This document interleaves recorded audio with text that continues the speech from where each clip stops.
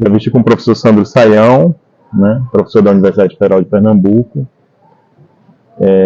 Então, professor Sandro, a primeira pergunta é como o senhor encontra a obra do Foucault, né? Como ela te encontra, como ela te atravessa, como ela te toca. Como foi esse encontro com Foucault? Né? Eu acho que para a gente que estuda filosofia, né, filosofia contemporânea, a presença de Foucault acho que é fundamental. A discussão sobre o poder, a questão sobre essa microfísica do poder, ou as dinâmicas de poder entre nós, elas são singulares para a gente poder estabelecer não só uma panorâmica da realidade, mas uma crítica a tudo que nos envolve, a tudo que chega até nós, né? A gente se perceber como sujeitos, né, dessas microdinâmicas, dessa microfísica, dessas entrecruzamentos de interesses e de forças que se aplicam sobre nós e que acabam nos tutelando e fazendo com que o nosso pensamento se reproduza a partir disso, né? Seja nas diferentes tecnologias, né, o modo como a gente se enxerga, o modo como a gente pensa a nossa sexualidade, ou o modo como a gente se coloca diante do mundo, da sociedade, tem uma influência enorme hoje do pensamento de Foucault, né? Então, como a gente pensa sobre nós mesmos, sobre a sociedade, sobre a realidade, isso tendo o Foucault é um intelectual singular nessa perspectiva, né? O acesso que ele faz da bagagem cultural acumulada, da história do próprio pensamento, e como ele percebe isso, toda essa construção de diferentes elementos de controle dos corpos ou dos indivíduos é de suma importância. Eu acho que para quem trabalha filosofia contemporânea, seja dentro dos cursos da própria filosofia, mas seja pela pleiade de outros cursos da universidade, não tem como não passar por Foucault. Então, as obras dele são muito interessantes nessa perspectiva, a história da loucura, os anormais, né? Então, como a sociedade categoriza e como ela verticaliza as relações, como ela estabelece quem é e quem não é, ou quem pode ter visibilidade e quem é invisibilizado pelos interesses vigentes. Então, Foucault, ele é um intelectual do século XX, mas que as suas questões chegam até hoje, né, com plena força, com pleno vigor. A gente está completando esse ano 40 anos, né, da morte do Foucault, né, em 1984, e de publicação do seu livro História da Sexualidade, volume 2, volume 3, né, o 40 anos também do curso A Coragem da Verdade, né. Então já são 40 anos, né, assim. E ao longo desse tempo a obra dele foi sendo atualizada, foram sendo publicados cursos, textos que estavam inéditos, enfim. E no seu trabalho, como é o processo de atualização e de apropriação da obra do Foucault, né? Assim, nesse sentido de que também a obra foi sendo atualizada, né? Eu acho que a gente não perde o trabalho de pesquisa constante, trabalho constante de acesso aos conceitos, o acesso constante à bibliografia disponível, aquela que vai surgindo de textos que ainda estão sendo publicados, e o entrecruzamento deles. Eu acho que isso motiva o processo de pesquisa, motiva o processo de cada vez mais nos aproximarmos, uma tentativa de aproximação do que pensou esse intelectual. E tentar a tentativa de tangenciar essas questões com os nossos dilemas, com as nossas demandas, com os nossos problemas. Então, a partir desse tateio dos problemas do nosso dia a dia, do povo brasileiro, da nossa fatia de tempo, isso faz com que a gente acesse a esses textos e às vezes eles reverberem com a gente de uma maneira singular. Então acho que isso é o que faz a pesquisa, nunca se esgotar a gente nunca lê um livro 2 vezes do mesmo jeito, então a gente também acessa esses conceitos de maneira diferenciada conforme for as demandas que nos chegam. Então seja, por exemplo, da gente trabalhar questões da loucura, ou de por que nos interessamos em controlar certos tipos de corpos, ou por que interessa, por exemplo, a gente domesticar certos tipos de modos de ser, por que a diversidade, por exemplo, é algo que não é bem-vindo, por que a pluralidade é algo que precisa ser controlada, ou essas energias precisam ser domesticadas dentro de um sistema, né? Então, eu acho que Foucault, revisitar Foucault com essas questões acaba mostrando que ele é sempre de uma atualidade impressionante, né? Mas e como nós ainda habitamos, enquanto sociedade, dentro dessa logística, dentro dessa lógica de que há pessoas e modos de ser, ou subjetividades que precisam ser controladas, cerceadas e precisam ser domesticadas. Então, por que disso? entender isso, como se faz isso nas diferentes tecnologias de domesticação, de controle das pessoas, é algo singular. Então, acho que a pesquisa se atualizando, porque a cada dia, né, então a gente vê que os interesses, muitas vezes, de domesticação e de anulação das diferenças, eles vão sendo revisitados, né, eles não vão sendo abandonados.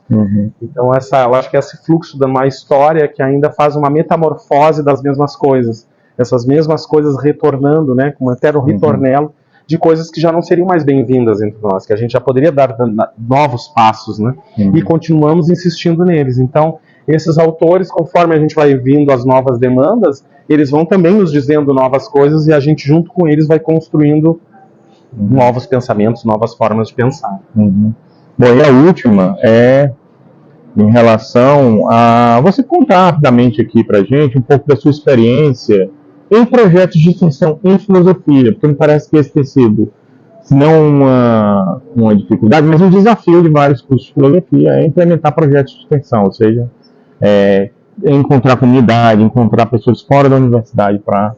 eu acho que a filosofia tem muito daquilo que Merleau-Ponty dizia no Olho e Espírito, né? É uma forma de reaprender a ver o mundo. Eu acho que filosofia, ela nos ensina a reaprender a olhar as coisas. E dentro dessa perspectiva de trabalho, dos projetos que eu venho desenvolvendo, seja com homens, com policiais, com mulheres, né, crianças, agora a gente adotou uma escola, inclusive, ou seja, com pessoas em condições de vulnerabilidade, jovens infratores, né, então a gente trabalha com essa pleiade dentro do Virtus, que é o programa que eu coordeno, né, o programa Virtus é um programa que trabalha com defesa social, segurança pública e direitos humanos. Então hoje, por exemplo, os projetos que estão em andamento hoje, a gente tem então um papo de homem, que é um papo direto com policiais militares, policiais civis e guardas municipais, lidando com a questão da masculinidade tóxica, machismo estrutural, homofobia, transfobia. A gente está desenvolvendo agora um projeto que vai sair, que é um projeto voltado aos agentes da FUNASE, são mais ou menos 400 em Pernambuco, onde a gente vai trabalhar a questão da violência mais explicitamente. Acabamos de fazer um projeto agora com a Federação dos Bancos do Brasil, a FEBRABAN, relacionado também à masculinidade tóxica, machismo estrutural, tipos de violência contra a mulher. Então, nesse tipo de... As jornadas virtuosas, os podcasts, que a gente também grava, podcasts, jornadas virtuosas, que são cursos de formação que a gente dá ao longo do tempo. Bom, nesses projetos de extensão, eu acho que a extensão, ela serve para nos colocar exatamente em sintonia com todas essas demandas da vida da gente. A partir dela, a gente começa a perceber, bom, como aqui esses conceitos, essa forma de reaprender a ver o mundo, de como aqui esses novos olhares que a filosofia predispõe, elas se tornam extremamente férteis para a construção de novos horizontes. Né? Então, por que insistimos em determinadas formas de pensar? Por que reproduzimos antigos comportamentos que são já sabidos que são altamente destrutivos? Né? Então, no caso, por exemplo, do relacionamento conjugal, por que insistimos em determinados comportamentos e vemos, né, aí a questão da violência contra a mulher, a própria morte da mulher, né, os feminicídios. Então a gente sabe que esse tipo de comportamentos, eles nos levam a ações absurdas, a absurdidade, ou então a perversidade, como se diz, mas nos insistimos nela, né? Então por isso uma filosofia, como uma filosofia de Foucault, que é uma filosofia de denúncia, consegue nos mostrar, né, como nós estamos encharcados desses elementos, nos ajudam a não só desconstruir, como também apresentar caminhos de superação para tudo isso. Então, eu acho que a extensão, né, então fazendo esse tripé da universidade, que às vezes a gente não entende muito bem, né? A gente entende muito bem o ensino, entende a pesquisa e muitas vezes a gente não compreende muito a extensão na área das humanas. Se a gente for pegar, por exemplo, as áreas das ciências médicas, a extensão deles é quase, se confunde com o ensino, eles não sabem separar muito uma coisa da outra. Na nossa área, às vezes há um certo distanciamento, porque a filosofia às vezes incomoda muito, né? Então, aproximar a filosofia da onde ela surge. A filosofia nasce da vida, ela não nasce da própria filosofia.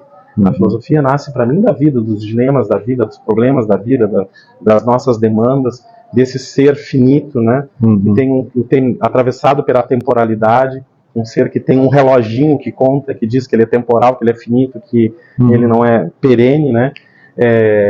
Então, a gente vai aí usar toda a nossa inteligência, todas as nossas faculdades para uma ampliação, para tonificar, né, a própria vida. Então, eu acho que quando nós estamos diante de autores que fazem isso, né, porque eles tiram de nós, de cima de nós, um peso que muitas vezes impedem a nossa própria existência da gente ser como a gente deseja ser. Porque nós somos seres com restos de tempo, carregamos sobre as nossas costas restos de vários tempos, carregamos restos de cultura, de formas de pensar, muitas vezes ultrapassadas. Então a gente romper com isso significa abrir espaço para a gente poder começar a ser, né? Eu acho que o desafio maior da filosofia um pouco é nos ajudar isso nesse nosso século, porque nós somos achatados por expectativas, por prescrições que foram feitas para nós, né? Então, se eu nasço mulher, eu tenho já uma série de prescrições que dizem o que eu tenho que ser. Se eu sou negro, já dizem o que eu tenho que ser, qual é o meu lugar nessa sociedade. Se eu sou branco, também. Se eu sou homo, ou heterossexual, ou transexual, ou não binário. Então, as coisas já estão todas muito prontas e fechadas em cima de nós. E eu acho que a filosofia, com a sua capacidade crítica, reflexiva, com os conceitos que ela acessa, elas vêm a nos abrir um pouco o horizonte para que as individualidades possam surgir, possam se manifestar e possam nos colocar diante do fato que somos plurais, diversos, singulares, né? Então, acho que a perspectiva da extensão, nos conectando aos problemas da vida de cada um, que o meu, que moro aqui no centro, não é diferente de quem está nas periferias da cidade ou de certos grupos, né, das bolhas, romper as nossas bolhas, né, que são hoje, inclusive, alimentadas pelas redes sociais, cada um vive dentro da sua bolha, sendo alimentado e nutrido pelos discursos dessa bolha. Então, acho que os projetos de extensão nos colocam diante desse frêmito. Não dá mais para a gente pensar como se pensava há 40, 50 anos atrás, inclusive em resposta à sociedade. Então, eu acho que a extensão ela nos provoca a fazer isso, né? Então, agora, mexer com as novas tecnologias, tentar falar isso numa linguagem que as pessoas possam acessar, possam entender, né? Então, conversar com as pessoas, seja através do Instagram. Eu agora provoco muitos grupos de alunos que eu trabalho para vamos fazer isso de um modo mais contemporâneo. Então, até no formato, sair de uma determinada linguagem, às vezes engessada, ou dentro de certos cânones que por si só já são uma barreira. De poder dialogar, romper os muros da universidade, que já hoje em dia já abriu-se muito, né? Mas isso criando uma perspectiva de diálogo com as pessoas. Eu gosto muito disso, né? Então, cada vez que a gente vai conversar com as crianças numa escola, a gente aprende. Quando a gente vai conversar com homens policiais, a gente retorna de lá com uma série de coisas a serem pensadas. Eu quebro muito com essa postura de eu vou lá para ensinar, né? Eu sou uma presença diferente no meio de outras diferenças. Quanto mais diferente eu sou, mais essa diferença vai ecoar, né? No sentido de agitar. Eu acho que um pouco é isso. Então, eu acho que fazer isso dentro da filosofia, buscando uma autenticidade do pensamento, quer dizer, um ser que se apresenta, né, autenticamente de um pensamento com profundidade, que tenha lucidez e discernimento, isso com certeza vai reverberar